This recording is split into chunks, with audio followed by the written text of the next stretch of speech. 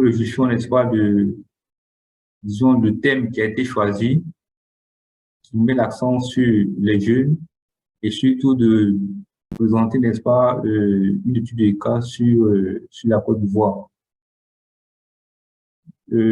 Concernant particulièrement la Côte d'Ivoire, nous pouvons dire qu'il y a une certaine dynamique qui est en train de se mettre en place, notamment avec la, le vote de la loi sur les relations avec le public, mais également aussi les travaux qui sont en cours pour l'élaboration d'une politique nationale de l'évaluation, sans compter ce qui est en train d'être fait dans différents ministères et surtout au Parlement, pour ce qui concerne, n'est-ce pas, la mise en place des différents manuels de suivi d'évaluation. Donc, pour nous, nous voulons ce que la jeunesse ivoirienne, autour, n'est-ce pas, de cette activité, de ce webinaire, veille, n'est-ce pas, présenter quelques acquis et surtout les défis auxquels ils font face afin de voir dans quelle mesure les améliorer et permettre une meilleure professionnalisation des relations en Côte d'Ivoire. Donc, je voudrais, au travers, n'est-ce pas, de ces mots, vous encourager et surtout souhaiter plein succès ce webinaire et que les recommandations qui seront formulées à la suite de cette rencontre puissent permettre de pouvoir faire avancer la position des relations et surtout améliorer, n'est-ce pas, le cadre de travail en Côte d'Ivoire. Merci infiniment et bonne suite de formation et de rencontre. Merci. Ok, merci M. Kwaku. Nous vous savons très occupés. En tout cas, merci pour cette présentation. Nous allons poursuivre le webinaire avec bien sûr la suite du programme.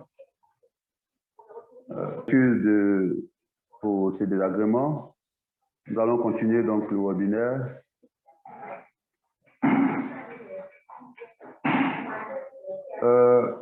En introduction, la semaine des jeunes en évaluation est un rassemblement inclusif et intergénérationnel de jeunes évaluateurs émergents et de la communauté mondiale de l'évaluation qui se concentre sur l'avancement, l'engagement des jeunes dans l'évaluation. La solidarité intergénérationnelle pour une évaluation transformative, le cas de la Côte d'Ivoire, est le thème à développer lors de cette conférence.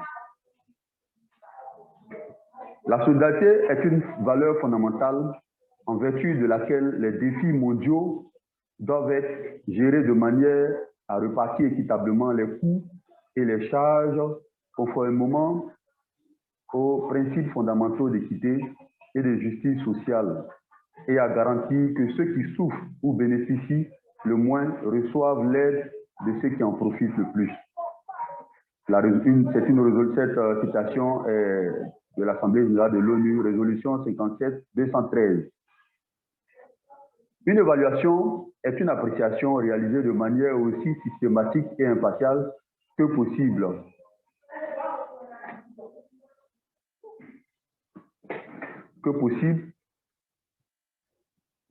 D'une activité, d'un projet, d'un programme, d'une stratégie, d'une politique, d'un sujet, d'un thème, d'un secteur, d'un domaine opérationnel ou d'une performance institutionnelle.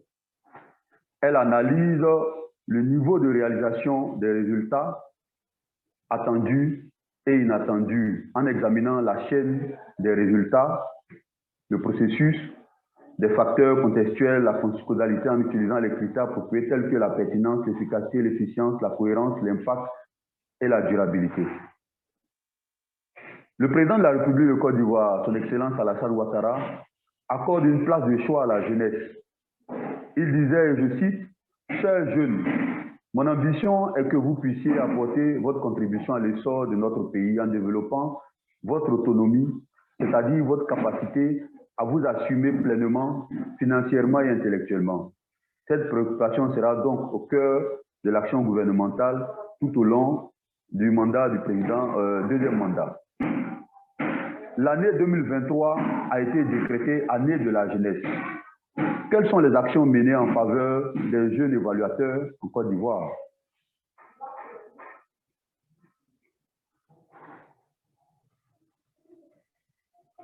Diagnostic de l'écosystème de l'évaluation. Grand 1, petit 1 et grand 1, diagnostic international.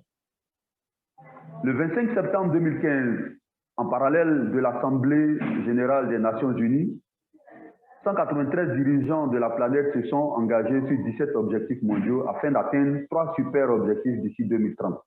Mettre fin à l'extrême pauvreté, lutter contre les inégalités et l'injustice, régler le problème du dérèglement climatique.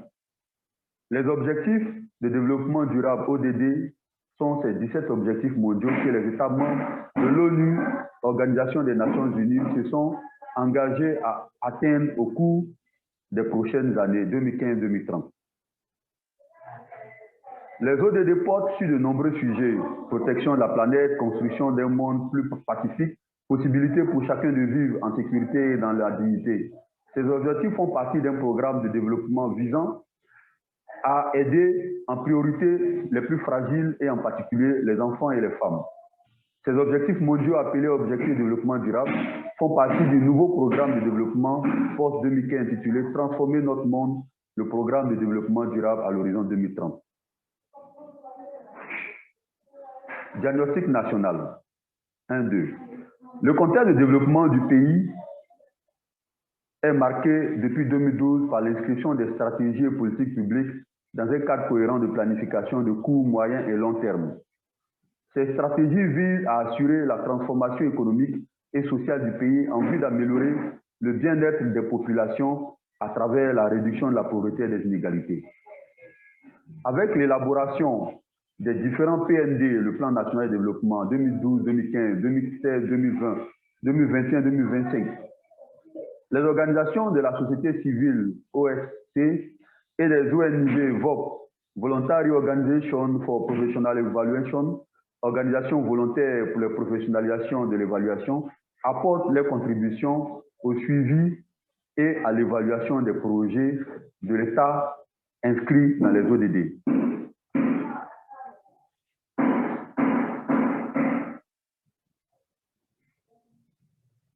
En 2, la solidarité intergénérationnelle, objectif général. En 1, objectif général. Cette génération actuelle de jeunes voit un monde dans lequel son avenir est compromis de multiples façons. Cette phrase, nous la tenons du secrétaire général de l'ONU en son message du 12 août 2020.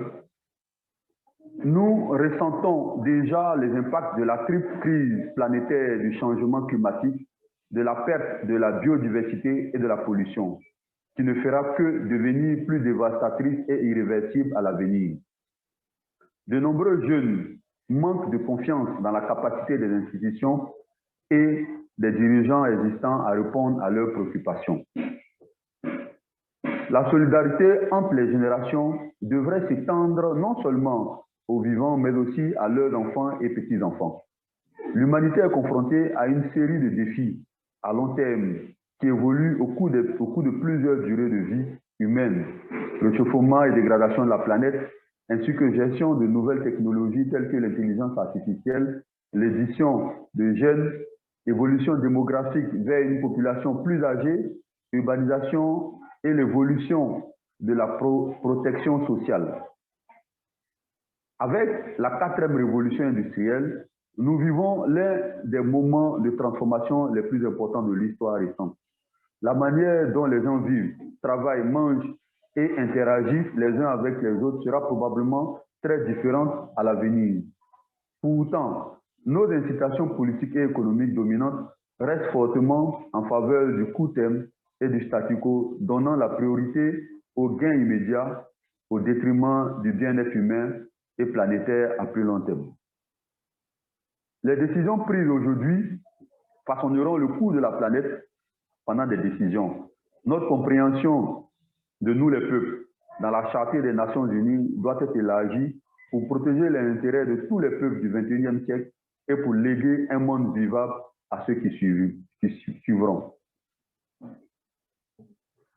Les jeunes d'aujourd'hui, ainsi que les générations futures, devront vivre avec les conséquences de notre action et de notre inaction.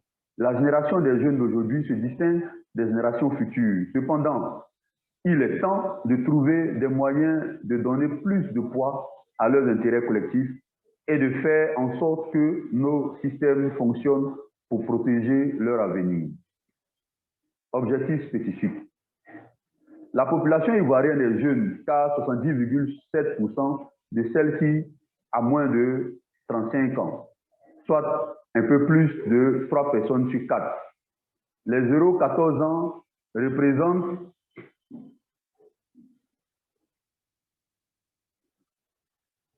Les 0-14 ans représentent 41,5% et les 16-35 ans 34,5% selon le recensement général de la population de 2014. Il faut écouter et travailler avec les jeunes. 2-3. Action gouvernementale en faveur de la jeunesse.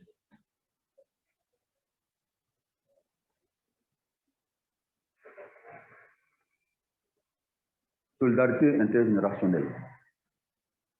Dans le but de créer les conditions nécessaires qui permettront à cette cible d'être mieux préparée, plus aguerrie, mieux formée pour être à la hauteur des défis sans cesse renouvelés, le gouvernement ivoirien s'est engagé conformément à sa vision, à la vision du chef de l'État, de mener des réformes sur le cadre de gouvernance du secteur.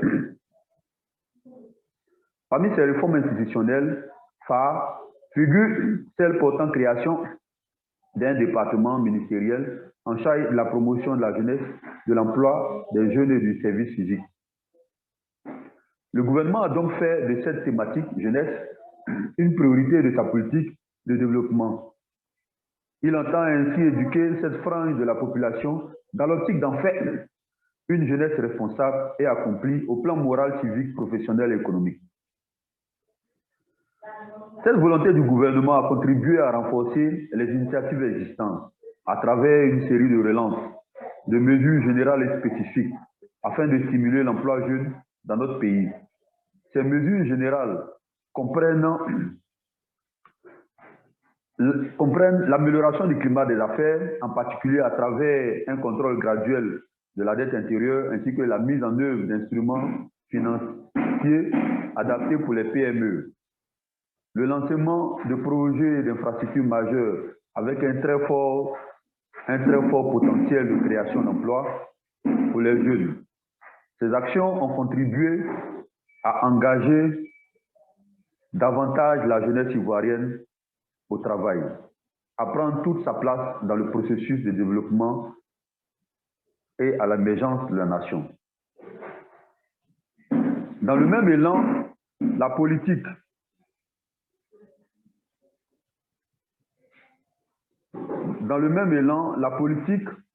nationale de la GNPNJ 2016-2020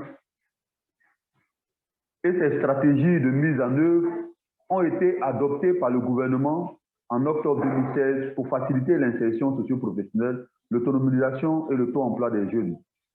La mise en œuvre de ces initiatives gouvernementales a permis de créer un cadre social plus propice, garantissant l'accès à une formation solide, à un métier, à des initiatives en faveur de l'auto-emploi des jeunes et au développement de la culture entrepreneuriale.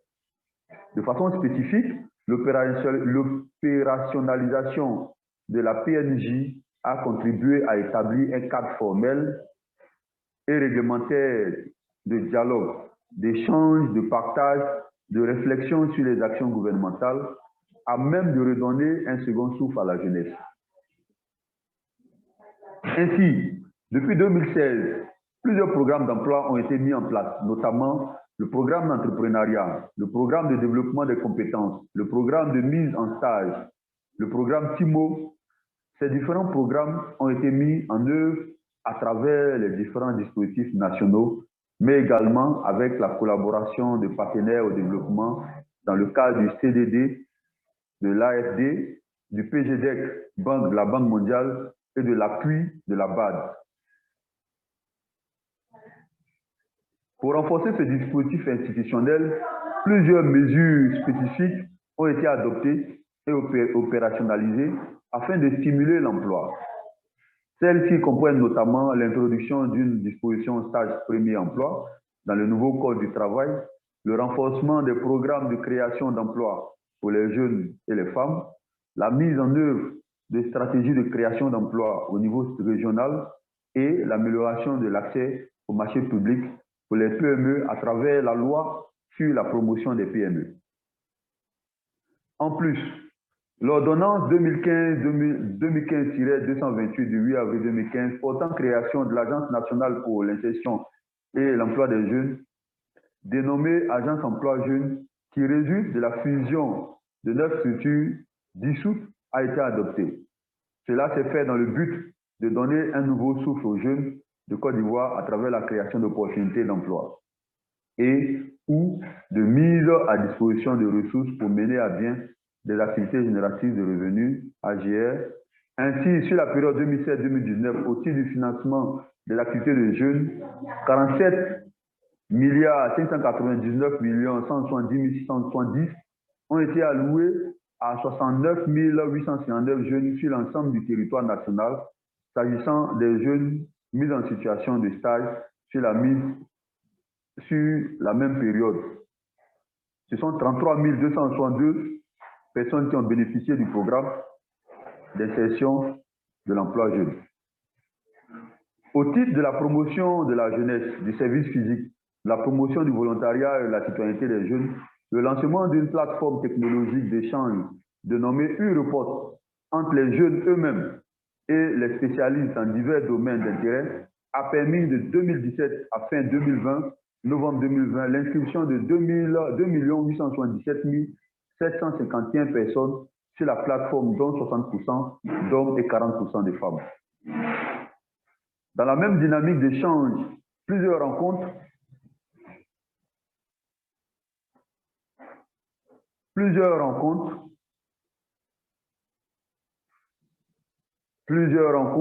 dans la même dynamique d'échange, plusieurs rencontres entre des acteurs gouvernementaux et les jeunes de Côte d'Ivoire ont eu lieu dans le cadre d'activités dénommées les rendez-vous avec les jeunes et le dialogue avec les jeunes.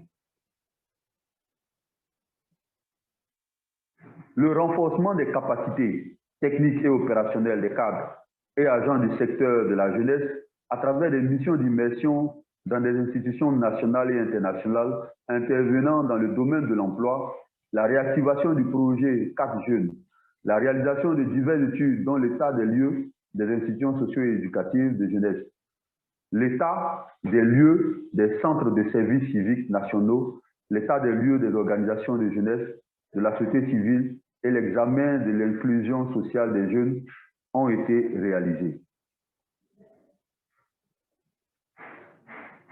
Ces efforts du gouvernement et de ses partenaires ont permis d'infléchir la tendance du chômage dans le pays. En effet, en 2013-2017, le taux de chômage est passé de 5,3% à 3,3%. Celui des jeunes 14-35 ans a également baissé pour se situer à 4,6%.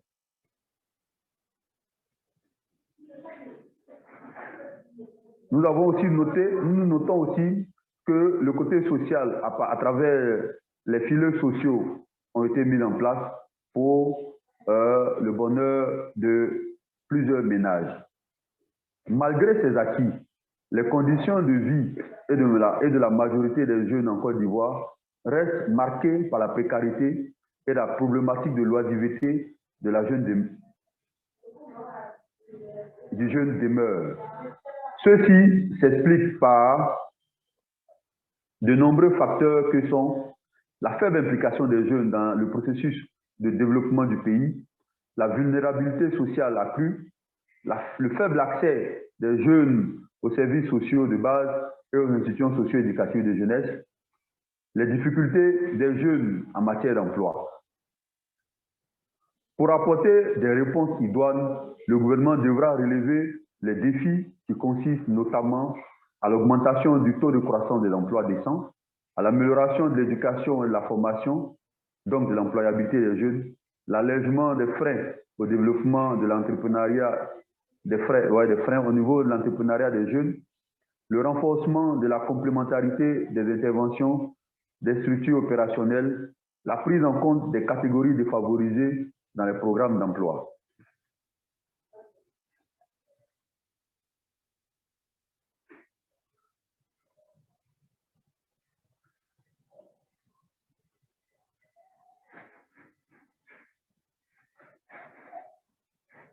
En 3, nous allons voir les recommandations et les perspectives.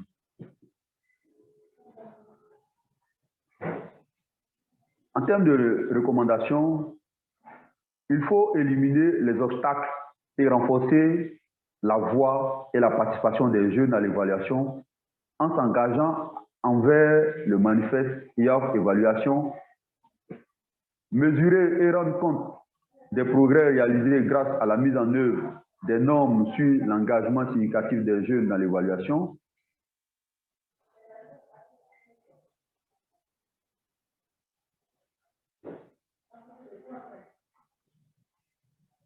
construire une réflexion intergénérationnelle à long terme en ce qui concerne la capacité d'évaluation et le développement des systèmes.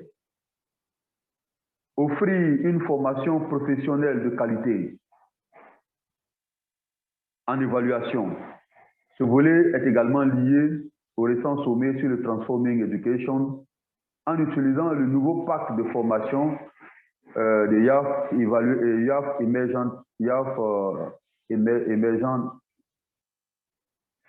Evaluation Emergent sur le développement de carrières dans le suivi et de l'évaluation entre autres. Le rôle des jeunes dans l'évaluation transformatrice, adaptative et agile pour rendre les organisations plus résilientes.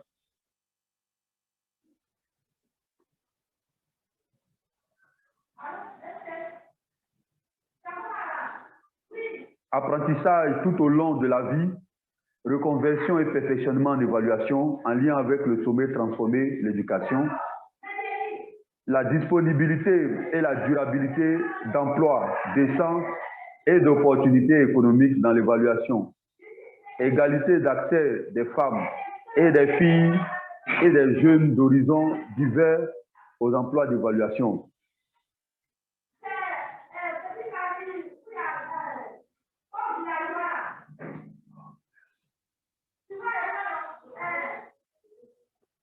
La création des métiers de l'évaluation dans l'économie verte.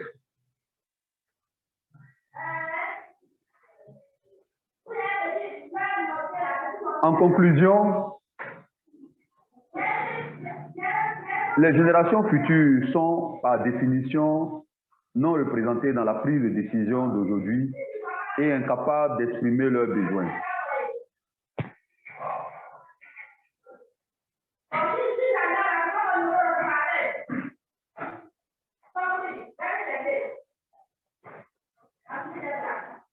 Pour traduire le principe d'équité intergénérationnelle dans la pratique, on pourrait envisager des forums pour agir en leur nom en tant que leurs fiduciaires, ainsi que des instruments pour mieux protéger leurs intérêts.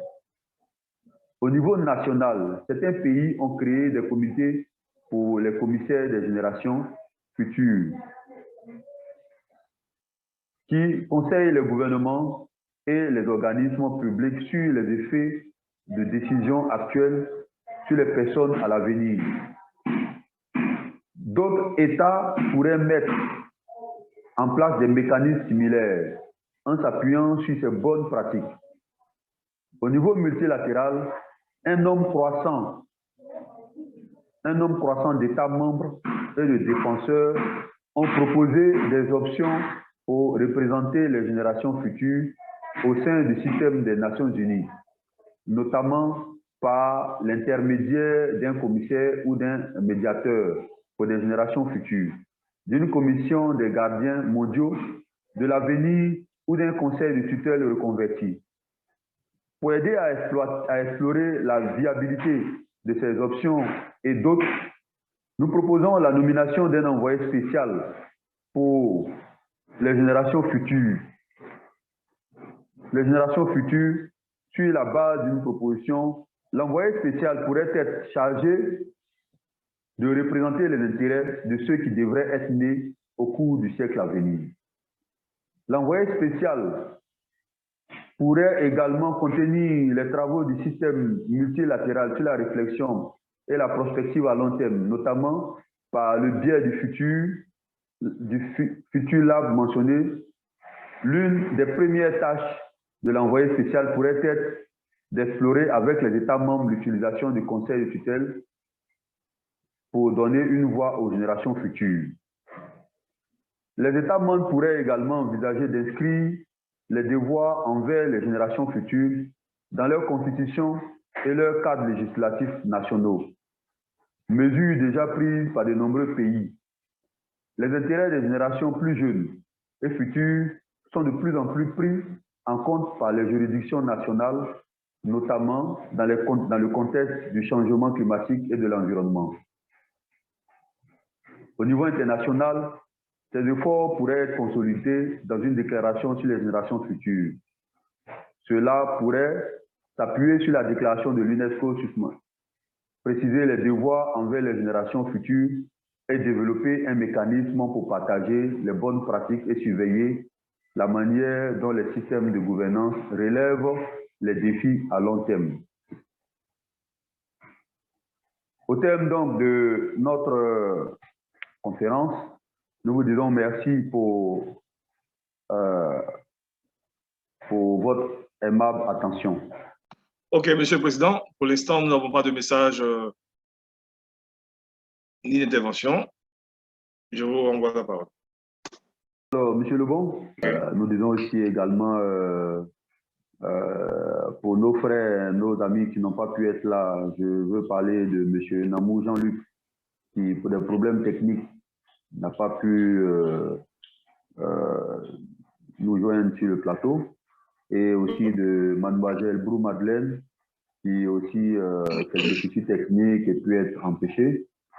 Nous disons merci donc à tous ceux qui nous ont suivis, aux organisateurs de ce webinaire, au président de Deuxiéval, M. Kwafou Samuel, pour son intervention et pour tout le soutien matériel, financier qu'il a pu bien nous apporter pour que nous arrivions donc à cette conférence, à ce webinaire.